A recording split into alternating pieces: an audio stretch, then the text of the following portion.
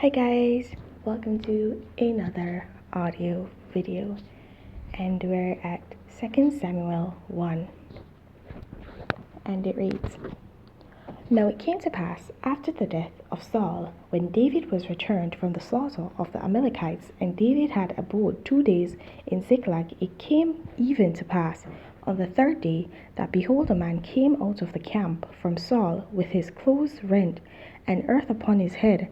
And so it was, when he came to David, that he fell to the earth and did obeisance. And David said unto him, From whence comest thou? And he said unto him, Out of the camp of Israel am I escaped. And David said unto him, How went the matter? I pray thee, tell me.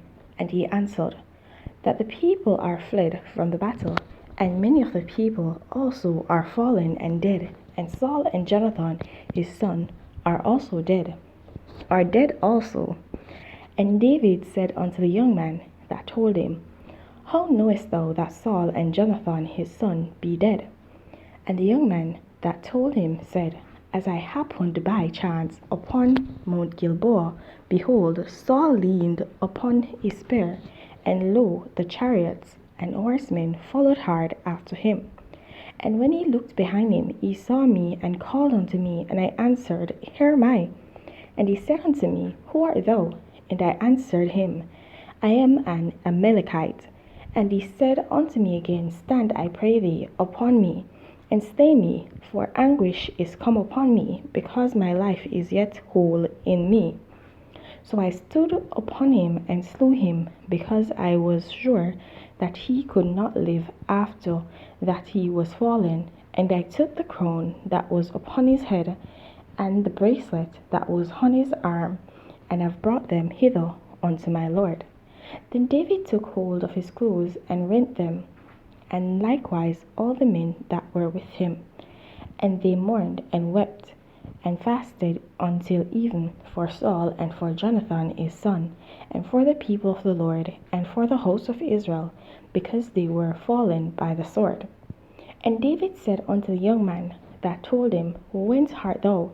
And he answered, I am the son of a stranger, an Amalekite. And David said unto him, How wast thou not afraid to stretch forth thine hand to destroy the Lord's anointed? And David called one of the young men and said, Go near and fall upon him. And he smote him that he died. And David said unto him, Thy blood be upon thy head, for thy mouth hath testified against thee, saying, I have slain the Lord's anointed. And David lamented with his lamentation over Saul and over Jonathan his son.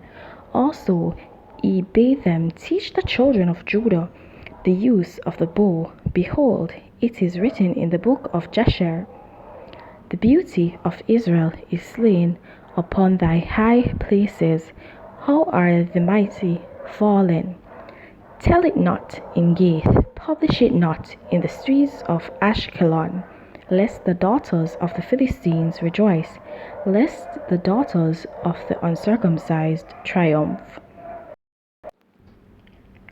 Ye mountains of Gilboa, let there be no dew, neither let there be rain upon you, nor fields of offerings, for there the shield of the mighty is vilely cast away, the shield of Saul, as though he had not been anointed with oil. From the blood of the slain, from the fat of the mighty, the bow of Jonathan turned not back, and the sword of Saul returned not empty. Saul and Jonathan were lovely and pleasant in their lives, and their death they were not divided. And in their death they were not divided. They were swifter than eagles, they were stronger than lions. Ye daughters of Israel, weep over Saul, who clothed you in scarlet with other delights, who put on ornaments of gold upon your apparel. How are the mighty fallen in the midst of the battle? O Jonathan, thou wast slain in thine high places. I am distressed for thee, my brother Jonathan. Very pleasant hast thou been unto me. Thy love to me was wonderful, passing the love of women. How are the mighty fallen, and the weapons of war perished. Alright guys, so in this chapter, we see where David has gotten the message that Jonathan and Saul are now dead, and he and his men are mourning the death of Saul and Jonathan. But if you realize, the Amalekite young man, he came and told David that he was the one who slew Saul, and that was not the case. And so what happened was that David was angered by it and said to him that how dare he place his hand upon the Lord's anointed, and he killed him. He let his men kill him because of the fact that he said out of his mouth that he had killed him, which he did not, because that's not what we read in the previous chapter. And as we see, he said to him that his mouth, the words that came out of his mouth, were the ones that killed him, okay, and that the blood is upon his own head, not David's, not anybody else, but the Amalekite young man.